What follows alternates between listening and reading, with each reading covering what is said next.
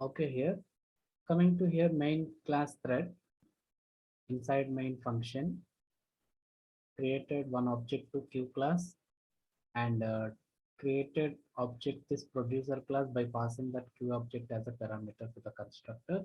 The same way creating consumer object by passing consumer Q class object as a parameter to this one, right? Then go to command prompt and execute this javac ch8.java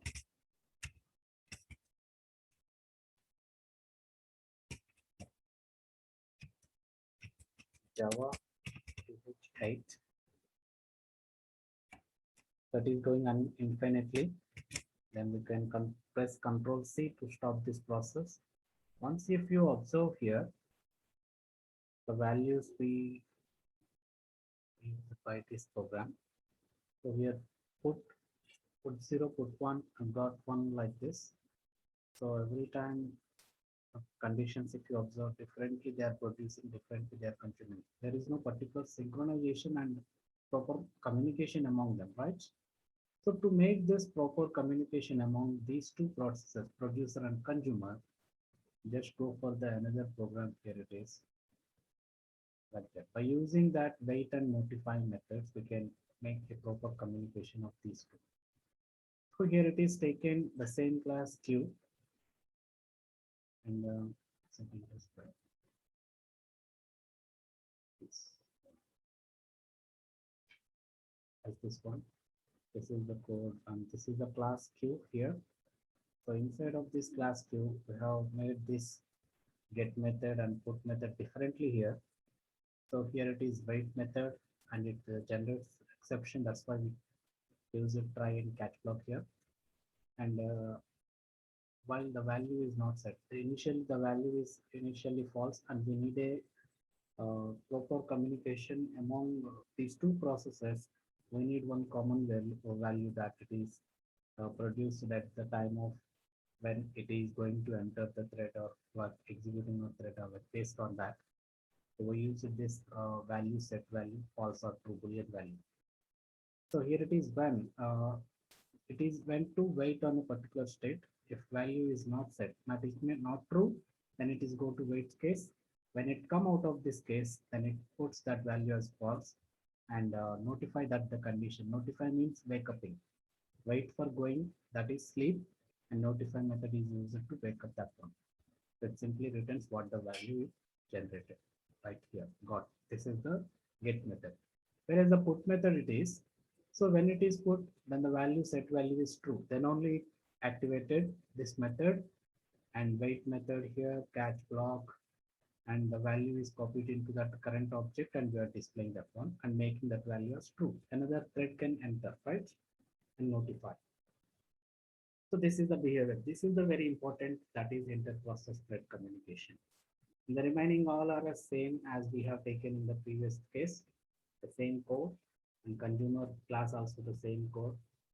And here it is mentioned that some sleep condition to make proper delay. Otherwise, it will go output like continuously repeated, but it is gives some time to display, view the value and take the value that it is case. The same main function.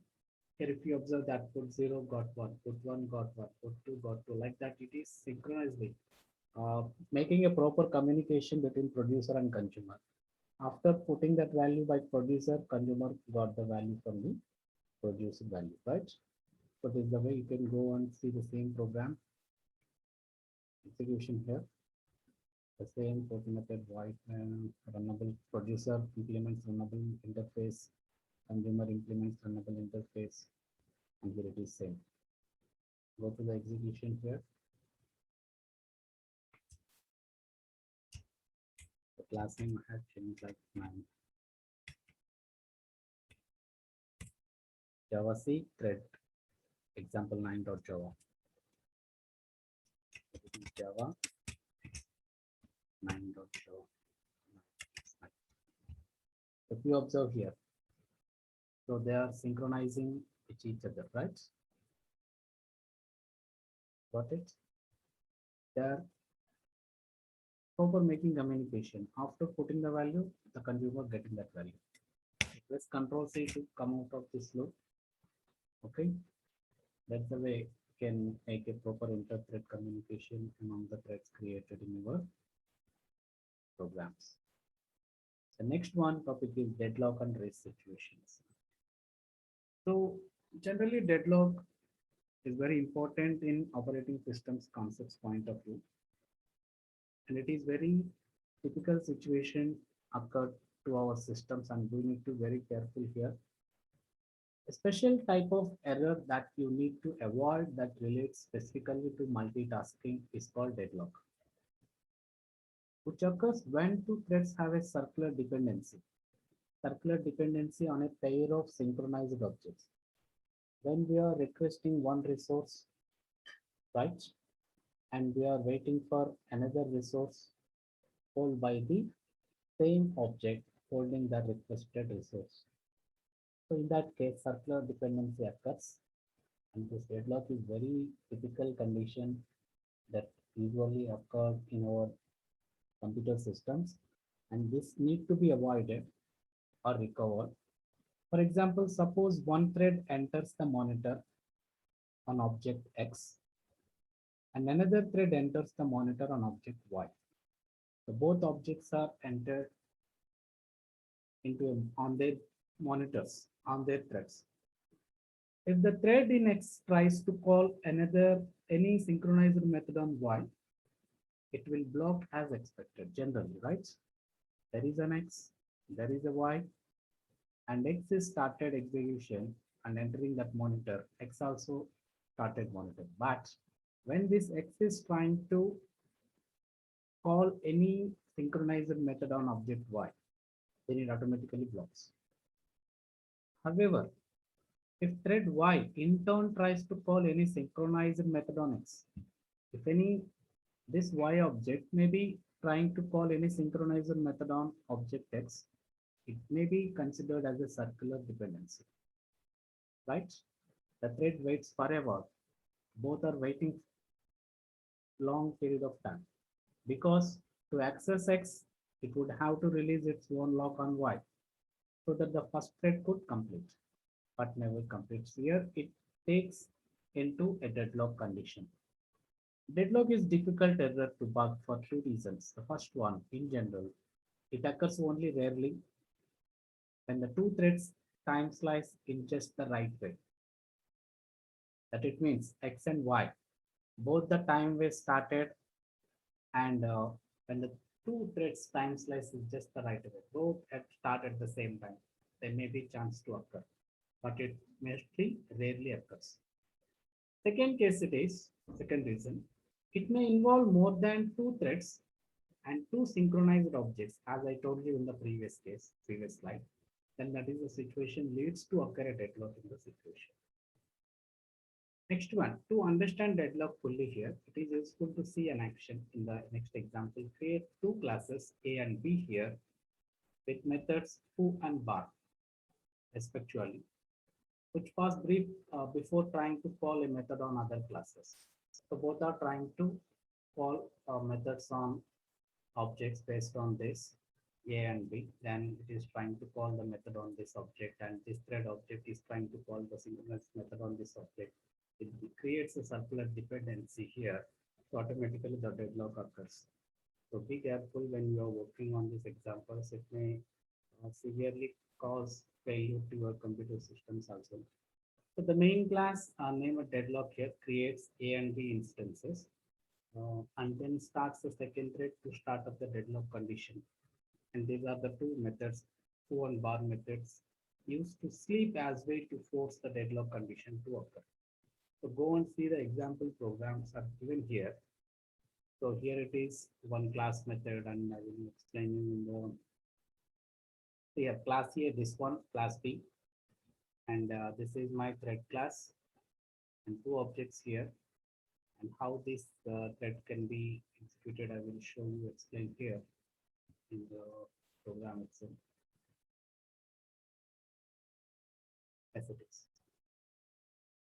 Come to this situation here. Class A synchronized, right? foo method, it takes a parameter as an object of this class, A class, B class. So this foo method is taking object as a parameter of B class.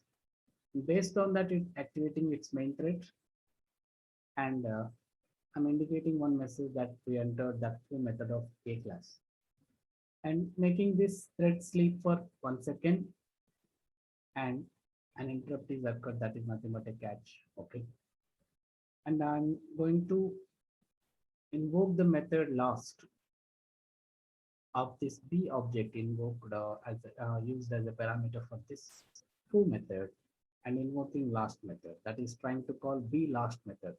The last method already there defined in the class B. I'm trying to access that one based on this foo method. This is synchronizer method, right? Once if you create any object of this class, arrays class, and these foo and bar methods of the both classes will act as the synchronizer methods.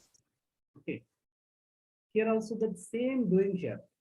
Foo in bar of this class B, doing the same thing and passing a class object as a parameter to this method and sleeping that thread for 1 second, and trying to call that B's A's class interest, right? B's class and A's class, right? Got it? So it will be B class. Inside B last. Okay. Next one, coming to the main class here. This implements runnable interface, and two objects for two classes A and B are created here. And inside this constructor, so that main thread, whatever the main thread created, and that create we name set name as a main thread. And we are creating one more thread here, that is a racing thread. That is to make a system deadlock, we need two threads here. So that's why I have created that main thread and racing threads, and making we are going to create one deadlock between these two threads. So here I started this racing thread first, and the objects already created AB. So I'm invoking foo method, that is class A method, and passing B class B object as a parameter to get lock on this thread method, right? So automatically this creates a block condition on the main method. So when we start this thread method, they automatically go for run method, and where inside of run method we already calling that bar method of B class by passing class A object as a parameter. So this is get locked on B on the other thread. So this is getting lock on the racing thread, and it is trying to get the lock on the main thread, right? So both are creating. So when will all these works activated? When I'm creating object of this class. Why? Because this main class constructor doing all these things, starting the two threads and calling the foo and bar methods. So when we create an object of this thread, for example, 10 class, automatically the two threads create for these objects and calling that foo and bar methods of those classes individually and interchanging those object parameters, right? And go and see execution of this one. And before going to that one, just see the process of here, class A.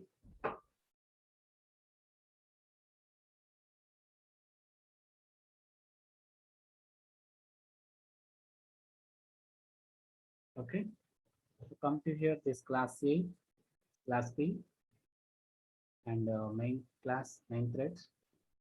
And when we execute this one, we will get this type of cases. Racing thread entered B bar, and main thread entered this one.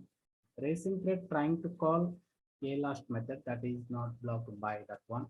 Main thread trying to call B last. Automatically deadlock occurs. When this situation occurs, the control will stop at that position. Then press Control plus break to see this deadlock occurred or not. So here it is, the Java stack information displays. This information will display on the screen. And this is Java racing thread and main thread. And both are found one deadlock is occurred, right? When come out of this situation, press Control C to exit from that program load, right? Control C, right? I will show you And you also be careful about these type of wait and starting line. Okay. Then go to here, JavaScript thread 10 dot Java. If it is compiled, Java thread 10. Yes, it is. Both are trying to call those last methods defined in their classes on the objects, and using those methods foo and bar, automatically one deadlock is occurred. The system is just passed and waiting for nothing to be happen here. So check that condition, press control B here, control break, right? Control break. Then it shows you the information. This I have shown the same information for you like this. One deadlock is occurred, right? And it is giving waiting log on which situation this log has set, right? Everything is displayed here. So to come out of this one, control press C, so you can come out of this, right? Got it. Deadlock ignored. Understood? Okay. Next one, suspending, resuming, and stopping threads. So this is also very serious and severe problem for us. So sometimes suspending execution of a thread is useful. A separate thread can be used to display the time of day. As an example, the user doesn't want a clock, then its thread can be suspended. Suspended some period, right? Whatever the case, suspending thread is a simple matter. Once thread is suspended, restarting the thread is also a simple matter, right? While the suspend, resume, and stop methods defined by thread seem to be perfectly reasonable and convenient approach to managing the execution of threads, but they must not be used for new Java programs, right? Here's why. That suspend method of thread class was deprecated by Java 2 several years ago.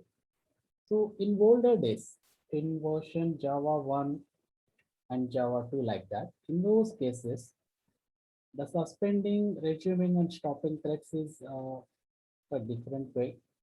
Later, this Java 2 and so on, they have given a new approach to suspend, resume, and stopping threads. So generally, this was done because suspend can sometimes cause severe system failures. As a severe system failures may occur when we invoke this method on threads, particularly in some of the cases. Assume that a thread has obtained locks on critical data structures. If that thread is suspended at that point, those locks are not relinquished, then the system will go to a failure phase. Other thread that may waiting for those resources can be deadlocked. Why? Because the resources are locked by this thread and we suspended that thread, and then automatically other threads are waiting for these resources go into the waiting state continuously, that is deadlock case. And it leads to a serious system failure. And the resume method is also deprecated. It doesn't cause problems, but cannot be used without the suspend method. This resume method is only used to uh, resume that whatever the suspended process by this suspend method, then only we use this resume method. And the stop method of a thread class was to deprecated by Java 2. In those that was done because this method can sometimes cause serious system failures also. Because you can't now use suspend, resume, and stop methods to control a thread, you might be thinking that no way exists to pass, restart, or terminate a thread. Don't think like that. Fortunately, this is not true. And instead, a thread must be designed so that our run method, when we start the thread, that method periodically checks to determine whether the thread should suspend, or resume or stop its own execution. And as manually we are thinking about to suspend, resume, and stop, that may leads to a system failure. But automatically by the Java in the new versions, the run method periodically checks to determine whether the thread should suspend, resume, or stop. Typically, this is accomplished by establishing a flag variable. So inside, it maintains one flag variable that indicates that execution state of the thread. As long as this flag is set to run, then the run method must continue to let the thread execute. If that variable is set to suspend, observing or not, suspend, then the thread must pass. If the thread is set to flag is set to stop, then the thread must be terminate, right? So this way we can do exercise of this suspending, resuming, and stopping the threads. And finally, the key statement about this multi-threading features. Here, the key utilizing Java multi-thread features effectively to think concurrently rather than serially. Why this multi-threading concepts are introduced in Java, mainly in JVM, so that allows that applications to create multi-threads for to improve the system performance by executing threads concurrently rather than serially.